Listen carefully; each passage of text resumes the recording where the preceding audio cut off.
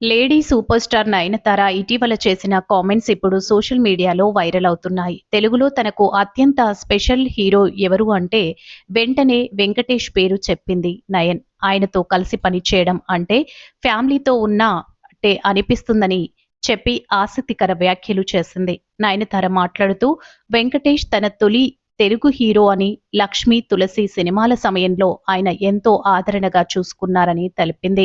ఆయన హీరోలా కాకుండా కుటుంబ సభ్యుడిలా ఉండేవారు. మొదటి సినిమా నుంచి నాకు చాలా కంఫర్ట్ ఇచ్చారు. అదే నాకు తెలుగు సినిమాల్లో ముందుకు వెళ్ళే ధైర్యం ఇచ్చింది అంటూ చెప్పుకొచ్చింది.